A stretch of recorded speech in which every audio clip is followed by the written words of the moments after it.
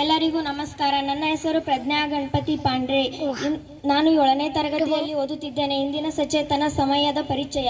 ಸಮಯದ ಪರಿಕಲ್ಪನೆಗಳ ಪರಿಚಯ.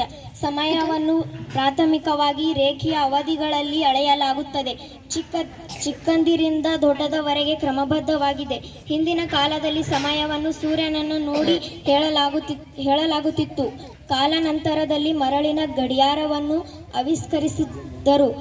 ಅಲ್ಲದೆ ಜನರು ತಮ್ಮ ನೆರಳುಗಳನ್ನು ಆಧರಿಸಿಯೂ ಸಮಯವನ್ನು ಅಳೆಯುತ್ತಿದ್ದರು.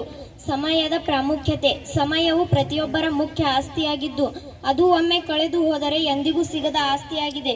ಸಮಯದ ಸಹಾಯದಿಂದ ಹಿಂದಿನ ಘಟನೆಗಳನ್ನು ಬರೆದಿಡಲು ಸಹಾಯವಾಗಿದೆ. ಅಲ್ಲದೆ ಮುಂದೆ ನಡೆಯುವ ಘಟನೆಗಳನ್ನು ಸಹ ಅಂದಾಜಿಸಬಹುದಾಗಿದೆ. ಸಮಯವು ವಸ್ತುಗಳ ಕಾರ್ಯನಿರ್ವಹಣೆ ಮತ್ತು ವಿಭಜನೆಯನ್ನು ಹೆಚ್ಚು ಸುಗಮ ಮತ್ತು ಸುಲಭಗೊಳಿಸುತ್ತದೆ. ಸಮಯದ ಪರಿಚಯ.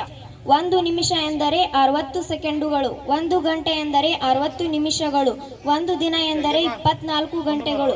1 ವಾರ ಎಂದರೆ 7 ದಿನಗಳು ಎಂದರ್ಥ. 1 ವರ್ಷ ಎಂದರೆ 1 ತಿಂಗಳು ಎಂದರೆ 30 ಅಥವಾ 31 ದಿನಗಳು ಎಂದರ್ಥ. 1 ವರ್ಷ ಎಂದರೆ 365 ದಿನಗಳು ಎಂದರ್ಥ. ಅಧಿಕ ವರ್ಷ 366 ದಿನಗಳು. 1 ದಶಕ ಎಂದರೆ 10 ವರ್ಷ ಎಂದರ್ಥ. 1 ಶತಮಾನ ಎಂದರೆ 100 ವರ್ಷಗಳು. 1 ಮಿಲೇನಿಯಂ ಎಂದರೆ 1000 ವರ್ಷಗಳು.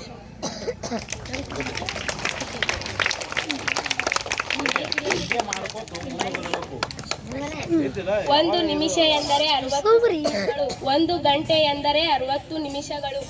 1 ದಿನ ಎಂದರೆ 24 ಗಂಟೆಗಳು. 1 ವಾರ ಎಂದರೆ 7 ದಿನಗಳು. 1 ತಿಂಗಳು ಎಂದರೆ 30 ಅಥವಾ 31 ದಿನಗಳು ಎಂದರ್ಥ. 1 ವರ್ಷ ಎಂದರೆ 365 ದಿನಗಳು.